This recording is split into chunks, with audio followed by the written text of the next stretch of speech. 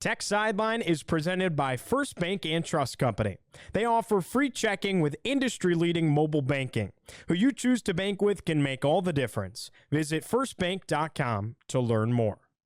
What's up, Hokie Nation, and welcome into episode 405 of the Tech Sideline Podcast. Well, we got a very special guest on set today, as Virginia Tech softball's 2025 season is right around the corner. So, who better to break down the Hokies than the head man himself? Virginia Tech head softball coach Pete D'Amore is in studio on this Monday morning. All that and much more coming up on episode 405 of the Tech Sideline Podcast, which starts right now.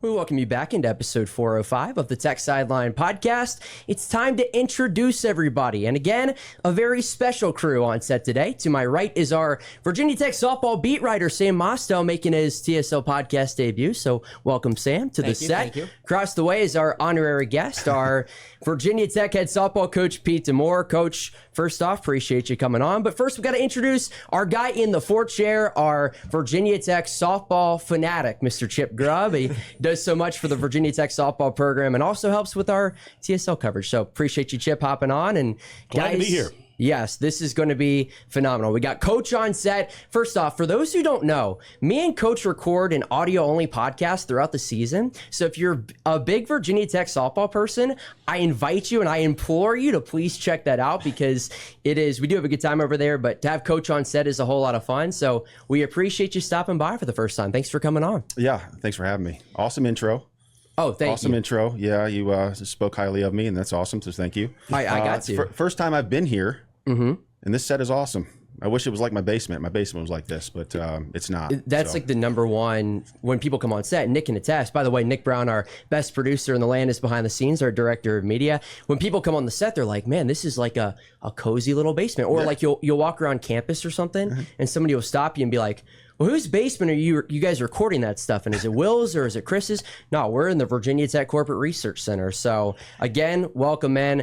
We got a whole lot to break down. You got your Virginia Tech softball shirt to your left, so we're in character. There we go. First off, how are you? I know it's been probably a longer 4 weeks than you would anticipate with the weather and everything, but how's everything going and with the season coming up here pretty soon? Yeah, it's been awesome so far, and we start the season obviously this weekend, but we've been at it probably 10 or so days before school started. And obviously we didn't get outside in those 10 days, but we were able to get our heavy lifting in those 10 days. So a lot of coaching, a lot of details, a lot of reps. And so when we are able to get outside, we're just able to get out and play. And that's what we've been doing the past couple of days. How was the off season for you? What have the last, I guess, not just the last 5 weeks of you've had everyone in, you've been practicing, but going back from that, take us through like what's a life for Pete D'Amore like between when the season ends, the 2024 season ends, and right now? When the season ends, after every year, it's a lot of reflection on my end on what we did right and what needs to be adjusted going forward. I think 2 years ago, we really honed in on analytics and data and scouting, and thought we did a really good job with that last year with the addition of Megan White. Going into this year, I felt like one thing that we could improve on was just giving our players tools to handle adversity and play in the moment. Things you always talk about, but you sometimes don't work all the time. And it's kind of been the point of emphasis for us since August. What do those 5 weeks from the moment everybody gets back on campus, which I assume is a week before classes start? Roughly. What does that look like between the second week of January and when the season gets started the second week of February? Well, when the kids come back, we test them just to make sure that they're not sitting around doing nothing, playing snowball fights or whatever they got to do over break. And because if you don't come back in softball shape, it's really hard to get caught up because we play so soon after we get back. So test the girls when they come back, bat speed, general fitness. Did a really good job coming back in softball shape. After that, it's more get back into because what we do in the fall is more bat speed based and swinging the bat fast. And when they come back, it's more, okay, let's take the bat speed and be able to go compete and see pitches and pitch recognition. And it's almost haze in the barn, so to speak. Hate cliches, but if you're going to try to really change your swing in January, it's probably late. Yeah. So a lot of live at bats. I don't think you can replicate seeing pitches coming at you with the pitching machine as well as you can just the spin and arm circle, all those sort of things. So really, it's the heavy lifting. Like I said, is the first 10 days, and then it's let's try to stay where we are. How challenging specifically was the weather to navigate through this year? I mean, it was, the fall was actually okay, but throughout December, January, as you know, it's like 15, 20 degrees every single day. So how do you guys navigate that as a whole? Well, I think when you come back, those 10 days, we're not bound by hour restrictions by the NCAA. So it's not 20 hours a week. We're able to space those days out. And sometimes the players think and I've heard kids say this before to recruits, we're in there for 20 hours a day. No, we're in there for like 5, but it's a full day and it's only softball. So it might feel like a little longer than what they're used to, but we space it out. So in the morning, it could be we're hitting, we're doing some defense. And then in the afternoons, we went into Beamer, buttoned up. It was pretty cold in there, but we could have live situations in there with Mamu and Mike throwing. So we spaced it out. I mean, maybe 4 hours a day, but it was good. We got a lot of work in. You mentioned those first few weeks, and even the mention on analytics you were talking about, all of that in the softball indoor facility. I'm not entirely sure how old it is, but it's pretty new. Mm-hmm. You have all those, you have all the machinery, all the technology to collect stuff like bat speed and other analytics that you guys have really been focused on. How crucial is having that facility to what you guys do? Well, we're known as making players better. We are a development first program, and so to be able to have the resources to make our kids better, that's what we need. And so you look, and I tell recruits this fairly often, is you should leave here a better player than when you got here. And that's just coming in, doing your work, but you also have to have the resources to be able to do that. And fortunately we do. Yeah. I just kind of talking about the team now as a whole, because there is a lot of, as always, excitement around this year's group. And part of that reason is your senior class. And I was listening to your podcast with Evan the other day, and you guys kind of hit on it a little bit there too. But it seems like every single year, and I think, Chip, you could attest, you guys always have a great senior group. Like always. Like you're always raving about the leadership and everything. Emma Lemley, Bree Peck, Corey McMillan, Rachel Castine, those 4. Are they ready to take that? Well, actually, I know the answer. They are ready. Mm-hmm. How ready are they to take that step up in a leadership standpoint? And how do the girls underneath her kind of view them right now as a whole? Yeah, they're ready, like you said. And it just goes to show, and what I just said, obviously you get better as a player when you're in our program, but you also are developed as a person as well. And so if you took those 4 players and thrust them into a leadership role as a freshman, are they ready? I don't know. Sometimes freshmen are, sometimes they aren't. But as you go through our program, know what it takes to win and develop and be a good teammate. And what we do here, they just learn by doing, And so we have some freshmen that are leaders this year. We have sophomores, juniors, but it just feels like every year the next year's juniors will be the same way. It's our time to shine now. And not that they don't right now, but they're ready and they've done a good job. And they came to me in the summer and were like, we're ready to take the mantle, because we graduated a really good senior class, and we have every year though, So it's just the next group up, and that's kind of what we focus on. I think Chip had something to add in the 4th chair as well. So I did an interview with Emma Limley last week, and I asked her, "Are you guys ready?" And Coach, she mentioned the Navy SEAL you brought in, and how he had really worked with them, and she just felt so ready to take the reins. Talk about what you did with your kind of your leadership training there. That was a little bit unusual. Yeah, it was unusual for us. It's not so much unusual throughout the country. That was, once again, going into the summer, what could we do different? And it was preparedness and being accountable and not feeling failure and being selfless and all these things. And it's not a sports psychology. It's more of a it's more of a sports performance coach. And so I got hooked up with this Navy SEAL, and I think the misnomer on some of this, and I've always been, obviously, Chip, we love the military. Sure. And I don't use military analogies, because what we do, if you mess up, it's okay. If you mess up in the military, it's bigger consequences than losing a game. So I've never really been one to equate military with our program. But Jason came in, and he was a Division I baseball player as well. And so he's got a really interesting story. He went be a D1 baseball player, went into Navy SEALs. So he can equate what he learned from the SEAL training into a college athletic environment, and it's been awesome. And so he came in and spoke to our players a Friday night. It was 2 hours, and our kids were at the edge of their seat. Next day, we did some boot camp. It wasn't typical, kids are gassed, but there was definitely pressure and cheering on your teammates, all the things that I had looked to bring in. And it was just a perfect match for us. So we're actually meeting with him tomorrow, and semi-annual or weekly basis. Oh, nice. Yep. Nice.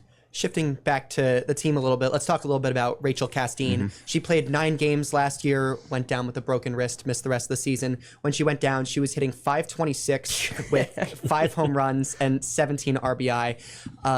How crucial is it to have her back and healthy this season? That's the big key, is healthy. And that's the thing I might have mentioned to Evan or somebody recently, is she was on fire last year.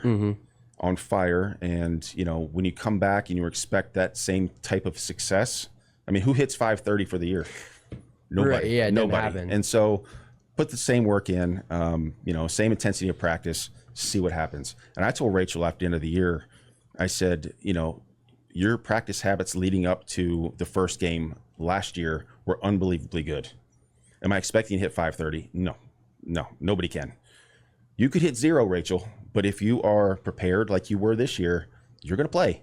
And so that's just the mind shift with her is she's locked in and ready to play. She'll have the success that she wants.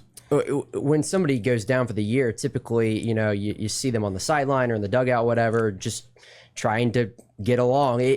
For her, what do you think she learned through that experience, kind of standing to the side, having to wait until this year, and how can she use that this year on the field in 2025? I think the one thing when softball is taken away from you for a year and you're able to come back and compete again, you appreciate softball again. I think that's a big thing. So, it was hard for her last year to not play. And, you could see it all the time. It was just hard. And so I think there's more of an enjoyment when you come on the field now, because you're able to get a second chance, so to speak. Yeah. In the past, you guys, it's no secret, have been known to hit the long ball, but at the same time, you can run and you can go gap to gap. You mentioned you graduate some key pieces, but you also bring back quite a few key pieces. Is that something we can expect to see this year as well when you look at your team's offensive identity throughout the season? Yeah, we graduated 40 homers. Yeah. But every team loses players. Football loses the seniors, and basketball loses seniors, baseball loses seniors. Just next person up. And so can we count on last year's freshmen to be better as sophomores this year, and the sophomores that are juniors being better, and then the juniors as seniors being better? And it's just a continual improvement. And so I don't think our identity of hitting balls hard and being aggressive at the plate and just taking hacks is ever going to go away. That's what I believe. And so I think the last 2 inter squads, we hit 8 home runs. It's a good thing for our hitters. Our pitchers can get kind of down on that, but you always remind the pitchers that you're facing a top 5 offense in the country every practice. And so if we gave up 20 home runs, we'd be in trouble. And if we didn't hit any, we'd be in trouble. So I think we're right where we need to be. Speaking of that home run production, you guys hit a program record 115 home runs last year, and 19 of those came from freshman Michelle Chatfield. Contributed a ton of home runs last year. What has it been like watching her grow from year 1 to year 2 now as a sophomore? I think she just knows what's expected now. And I've said this before, she's in the hardest major in the history of the world in aerospace engineering. And when you go and you're a high school student and you're getting 4.5 GPAs all of your life, and then you're thrust into, I don't even know how to spell some of her classes, and you got a B, and you need to go hit 70 that afternoon. I think it could kind of can weigh on you. The off the field academically weighed on her a little bit last year. And I think she just knows how to compartmentalize a little bit better this year, and it should be all right. With Corey McMillan, too, she made the jump going from Radford to Virginia Tech last year. And after that first month, it was pretty seamless. Mm-hmm. Well, now she has a second year in the program and went through another full offseason in the program. How much can that help her this season, and how much of a jump has she made this past offseason, do you think? She has massive goals for herself. And when you come in to the program like she did last year, I think she didn't really know what to expect going into the season. And when you see her on the field, it's 5-star or 5-tool player. And so coming into this year, more of a leadership role, knows she belongs, puts the work in. A lot of times when you have a year like that, you just keep doing what you're doing and expect to have the same kind of year. And for us, it's work a little harder, see how much better you can get. And she's done that. Go ahead, Chip, before Chip. Coach, is there any concern? The accolades for Corey have been pouring in, deservedly so. But All-American and Player of the Year watch list and all that. Is there any additional pressure on her, or is she feeling any additional pressure to perform at that level that, she's raised the bar big time? I don't know. If the pressure it's from outside sources, and we can't control that.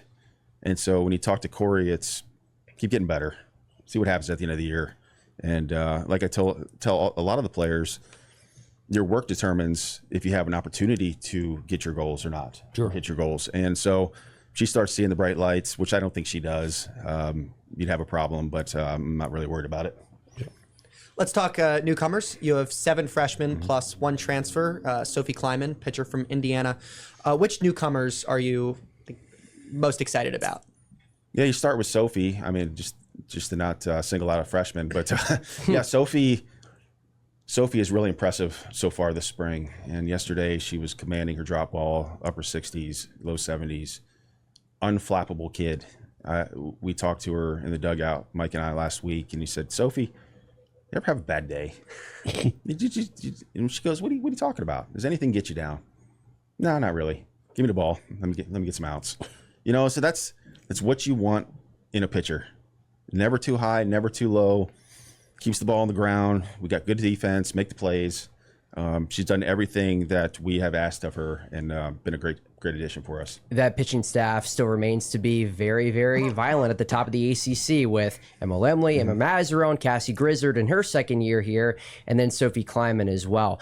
I want to kind of talk about Maz because just like Michelle Chatfield made a huge impact in her true freshman campaign. How much of a jump has she made this offseason from year 1 to year 2? And can we expect to continue to see her in a two-way role as much as possible this year? Yeah, so far during Live AB, she's smoking balls offensively. Just I think the key with Maz, just trust that you're a beast. I mean, you're left-handed and you throw 70 miles an hour, and we kind of joke about it, but it's, you hit spots and do this and throw your changeup. Throw 70 down the middle. It's hard to hit it, especially left-handed. And so just for her, and there's times in live, well, she'll throw, and our hitters come back and say, "We cannot hit it. Can't. We can hit." So for her, just to trust that she's good enough and that she's a beast is half the battle. And it is with a lot of the players. Everybody's got talent. Every team that we play has talent.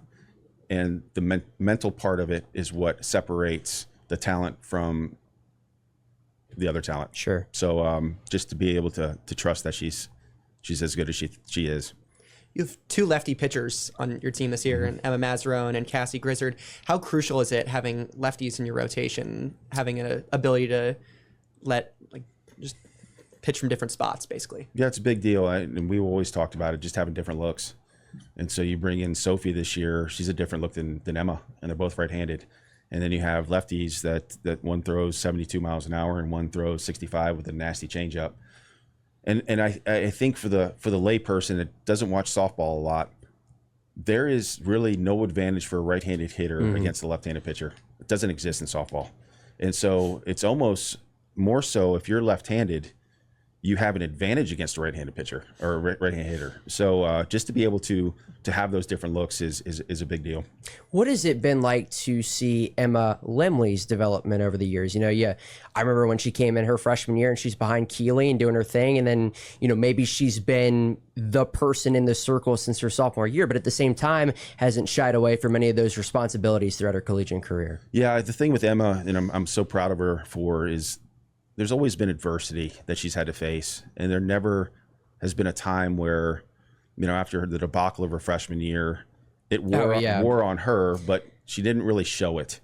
And so she's a stoic kid, goes out, gets her work in, and has still gotten better. I think when she throws now, she's got different pitches than she did her freshman year.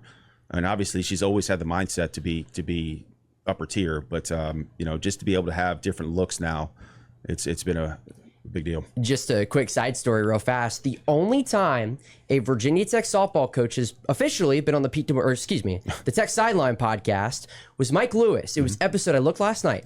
234. Chip was on set with Jake Lyman, who's now the voice of Vanderbilt women's basketball, and it was right after the Florida State weekend. Oh, geez. Yeah. That's what we're referring to, I know. Yeah. So you probably asked me, but I was cussing in the bathroom or something, so I didn't want to.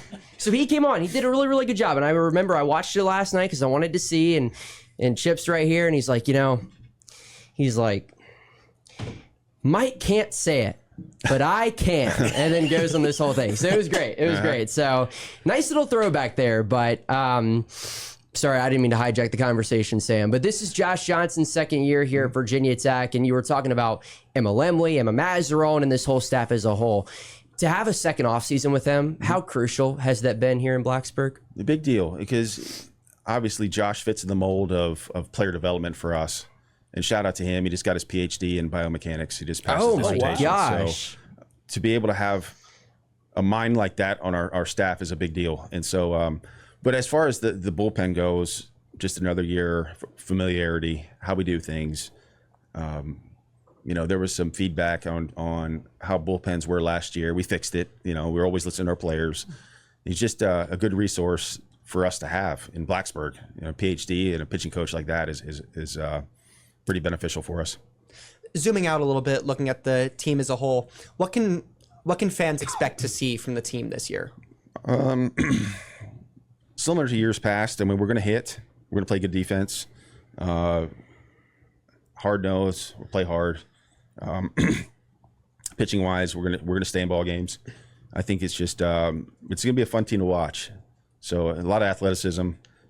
A lot of kids can run. A lot of can throw. Might steal a little bit more bases this year. We don't know. Just depends on how our power is. But so far, we're swinging the crap out of it. So. Same old. When you look at those early season games, when you go to LSU and Alabama the next week, I know RPI is a big deal in the sport of softball. What can you guys, beyond just the RPI, get out of those 2 weekends when you play in a conference like the ACC? I think the first thing is they're hard environments to play in. And it's, I think it's the second or third year in a row we're going to Alabama. There's 4,000 people there screaming at us. And so when you go and you play anywhere we play in the ACC, it's going to be, we're used to this. So you always want to try to get your kids into environments that they have to get used to later on in the year. And it's the same way with a regional. I played in Alabama, and people are screaming at me, go to UCLA. It's not that big a deal. Yeah, good point. So, Coach, do you have a favorite away venue you like to go to? Emma last week said she loves to play at Alabama. She said packed house, they're screaming at you. And then she said, but they're respectful. She said they're classy. And she said, I love going to Alabama. Do you have anywhere that you like to go that you think this is a pretty cool environment, other than Tech Sideline Park? I know that's number one. Yeah, that's number one. I think Florida State's a cool place to play. I've always enjoyed the intensity of their park. It feels like a World Series type environment. Fans are respectful there as well. And, you're going to play against a team that's arguably been the best in the league for the last 20 years, and just a fun environment to play in. As far as cities, we're going to it this weekend. I love Charleston. Yeah, just a good place. You're going to Charleston this weekend. Baton Rouge the next weekend, Tuscaloosa the weekend after that. And the fourth non-conference weekend of the season is the Hokie Invitational, bringing a bunch of teams to Salem, playing against, I'm looking at this now, Villanova, James Madison, Radford, am I missing Penn one? State. And Penn State. What goes into making that happen? Well, first off, I mean, Moyer Park in Salem is one of the premier venues on the East Coast now. They put, I don't know, $25 million into the place. We played there in the fall, and it was just an awesome environment. And the field's conditions are nice. The dugouts are big.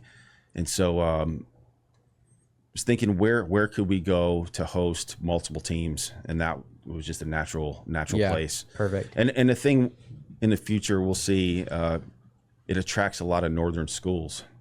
And so they don't want to go all the way to Florida. Let's go down to Salem and let's go play. And so it also gives us a chance to stay at home, save some money. Just and I think it from the rest of the year perspective, being in Salem and in the Roanoke area, a lot of people will come and watch us, hopefully, that may not have made the trip to Blacksburg before. It's a home game for Chip. Yeah, it's a home game for Chip. Yeah, so it'll be cool. Salem's been awesome. Yeah. They know how to run tournaments, and Mike Lewis has done some heavy legwork on scheduling and all that sort of thing. So we're looking forward to it. How often do you all recruit at that park? I've been there, Boyer? I don't know, once a year maybe. Once a year? Yeah. Okay. Yeah. Chip, did you have something Here's an interesting scheduling tidbit. After the opening weekend, after we go to Charleston, 13 of the next 20 games are against teams that made the NCAA tournament. Okay. Oh, okay. That's jumping into the deep water there. And Sam mentioned that earlier, but Coach, that's a pretty good scheduling gauntlet in front of you. Yeah. Bring it on. Yeah. I mean, and you can look at it a couple ways. But for us, if you're trying to host regionals and supers, you need to play those kind of teams anyway. So you need to be tested before conference, and I think we will be. Early season tournaments the last couple of years, you guys have now gone to LSU, Alabama, Auburn, Georgia. Who am I? Arizona State. Arizona State. Am I missing another one? You guys have gone to some pretty big places. Yeah. Well, the Clearwater tournament, obviously. Yes. a few in That Florida, was a couple I think. years ago. Yeah. So, should be a fun should be a fun preseason. It should be a again, great so February. I'm excited.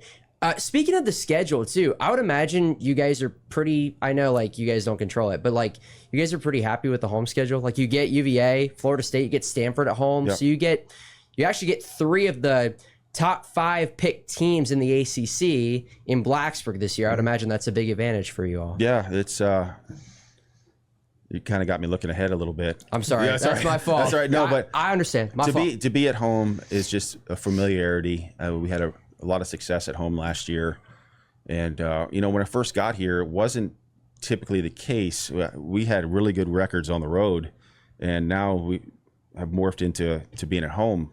So I think it's just more familiarity, sleep in your own bed, go to class, get in the training room, all those sort of things. So we're kind of used to it. Also, I guess still looking ahead a little bit, but so every year, or at least for the past few years, you guys have made a West Coast trip. And last year, you guys had played in the UCLA regional. This year, conference opponent Cal in Berkeley. How crucial is that to, like, you can tell your team now, hey, we might have a regional on the West Coast, and having that experience first? Well, it starts off with the ACC, All Coast Conference. There you go. There you go. That's I think the one thing playing in Cal, it's at the end of our conference season. We got to go 4 time zones. It's going to be a tough trip for us, and then we bookend it the next weekend at home with Florida State. That's right. So that's we'll get through it. I mean, it's not something we're shying away from, but I think we go out there a day early or so and come back whenever we can. Don't play at midweek going into Florida State. But yeah, I mean, playing on the West Coast takes a toll on you. I don't care who you are. I talked to a former major leaguer, and I should know this, but when you go out to the West Coast, it's a West Coast swing. It's not just one series and you're gone. And you're playing 4 teams out there, or 3 teams, and you're out there for 2 weeks. So we'll just see how this is gonna unfold during the conference year, because we've never done it before. Have you been to Cal or Stanford before? Have you coached out there? I have been to Stanford, and that's okay. got to be my first year that I coached in 2007. So it's been a long time. Have y'all seen where they're playing this year? It's awesome. Yeah, the football Awesome stadium. backdrop. Stanford State. Have you seen it? Yeah, they're playing in the They're football playing in the stadium, football right? stadium. Yeah, it's cool. That stadium's awesome, by the way. Was out there in October. Yeah, you for were there. football. That stadium's very, very cool. So I'm excited. Okay, just to kind of wrap it up on the scheduling front and the team front. For your casual, just Virginia Tech athletics fan who maybe when they're in town, they catch a softball game or two a year. What is your pitch as to why they should go all in on this Virginia Tech softball program and what makes this program so fun to root for, as we all know? You want to boil it down in two key things. We play the right way, and we have the ability to win every game we play. That's phenomenal. You know, and Chip will say this. Put that on a t-shirt. Our kids they're good ambassadors, great ambassadors for Virginia Tech. Sure. All of them, you know, and make the joke. My son's 3.5 now, and I would let any one of our 22 players babysit my kid. They're awesome kids, but they're ballers on the field. And so when you're casually watching softball, and I get this a lot, and it's kind of changed the last 10 years or so, you think that softball is it's rah-rah, and it's, you know, we're dancing in on the dugout, and a lot of extra things going on. And you look at our dugout, and it's one of the key, I guess it's a compliment that I get is you all want to rip some people's heads off. Yeah. You know, it's not the Coach Pete, you never smile. No. Winning is fun to me. You know, so I'm always in the game. It's not to say that I'm a drill sergeant on the bench. I mean, I asked Kelsey Bennett that, or Emma Ritter. You know, we have fun on the bench, but winning is fun. Yeah. And so we have good kids that like to win, and that's what we're about. Well, you guys play a fun brand of softball too, which is what I enjoy. Like, you can leave the ballpark, but you can do other things. Like, you can't just hit home runs, as you know. You can do other things, and you strike people out. You have 3 or 4 that can do so, and crowd gets into the game, and it's a good time. You know, the atmosphere at TSP, I think, is unbelievable. Yes, of course, it starts with our man Arthur. Yes. But the atmosphere at TSP, the fans are into the game. They understand the game. They're smart fans. Emma made a comment about, she said, I remember my freshman year when the umpires were picking on me.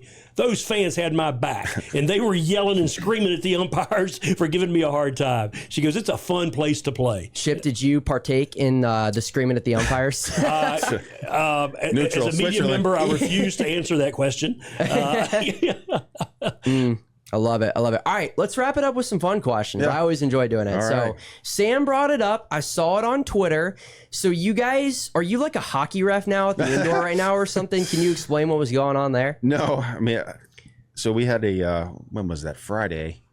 And we were going to practice hard on Saturday and Sunday, so we need to come in and get our work in on Friday afternoon. We hit for 45 minutes or so.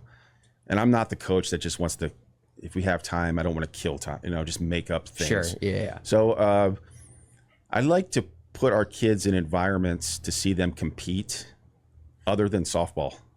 And so when you put hockey sticks in their hands, and I don't know if any of them watch hockey, some of them have. I think Ani's been to a Caps game, but they don't really know what's going on, but they want to win. You know, so you see some of these freshmen that did a hockey stick in their hands, and they're checking people, and they're doing this and that. That's pretty cool to see. And so that translates into a game. You know, you have some kids that are kind of unsure of themselves, and they're standing in the corner, and this is dumb. It makes me look stupid.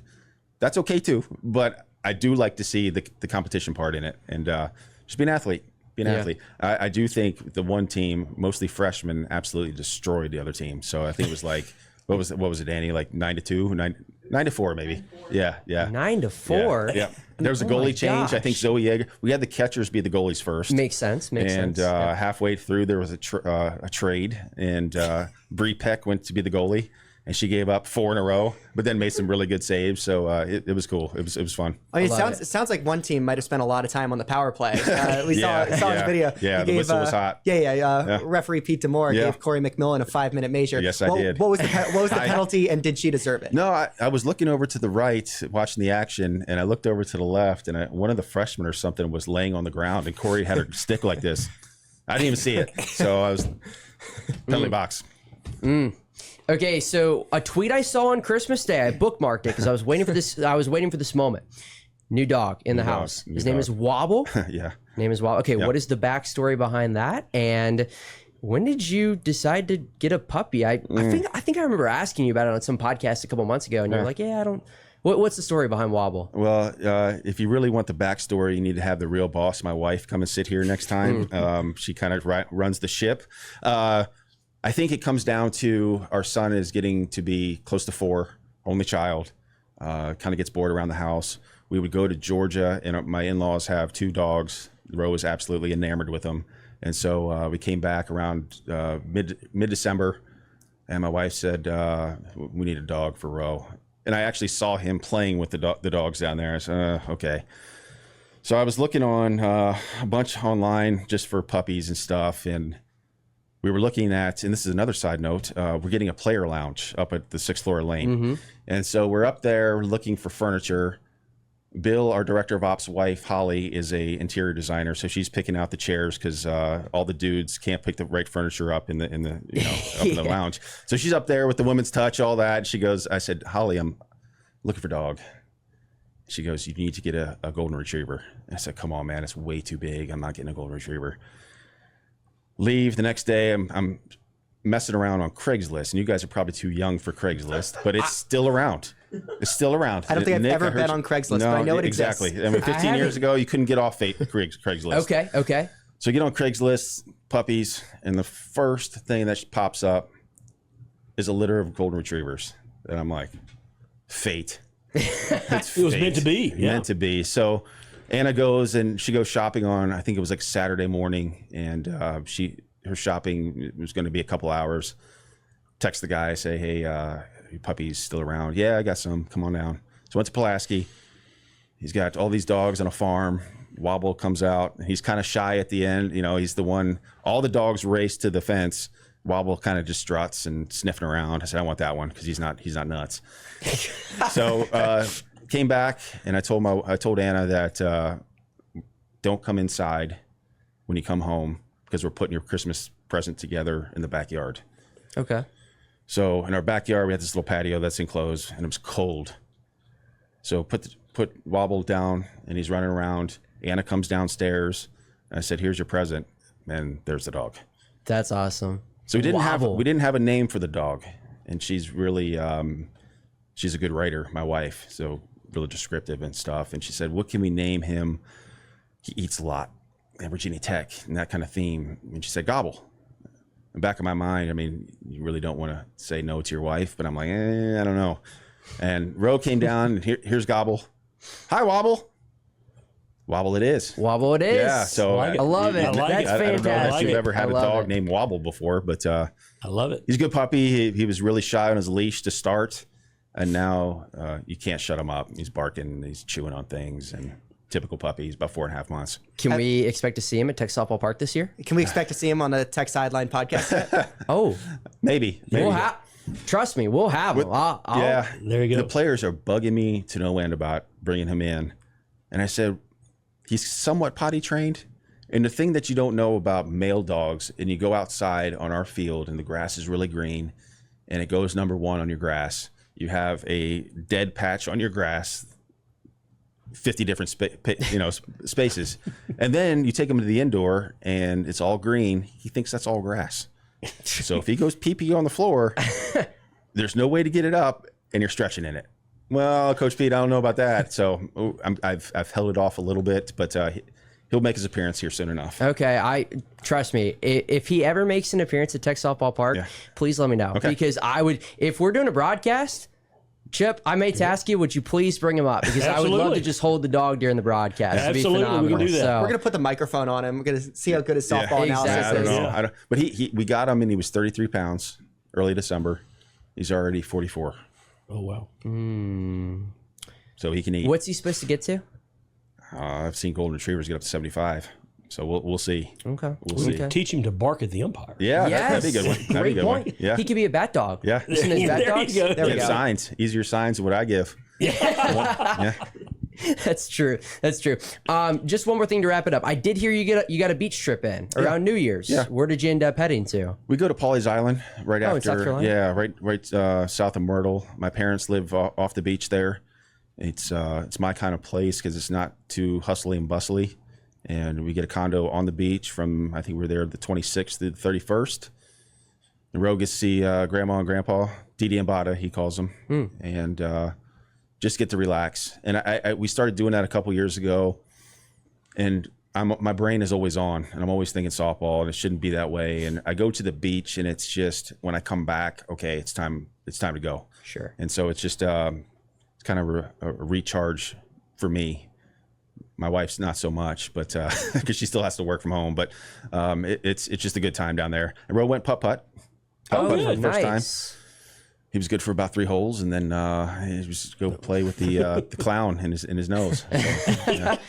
Oh my gosh, I love putt-putt. Putt-putt's great. Putt-putt's great. So, Chip, do we miss anything in the fourth year? We got it. I think we got it. Awesome. Well, Virginia Tech softball's 2025 season begins this weekend down in Charleston. You got North Dakota State. Help me out here. You got North Dakota State, Fordham, and then College of Charleston. Mm-hmm. Awesome. And it's supposed to be 70+ degrees all 3 days. Oh, that's phenomenal. I'm so jealous. It's going to be perfect. You got I'll send you a postcard. Yes, please do. So we're looking forward to it. First home series is UVA in March, but in the meantime, you can keep track on HokieSports.com. Danny's got you covered there, and then we'll have a radio crew down in Salem for the Hokie Invite here in a couple weeks. So we're excited. Coach, thank you so much for hopping on. Look forward to recording hopefully quite a bit throughout the season in an audio format, but it was great to be able to talk in person. So I appreciate it. Awesome. Thank you, guys. Oh, for Pete Demore, for Sam Mostow, for Chip Grubb, Nick Brown behind the scenes, I'm Carter Hill saying so long from episode 405 of the Tech Sideline Podcast, and we'll talk to you very soon.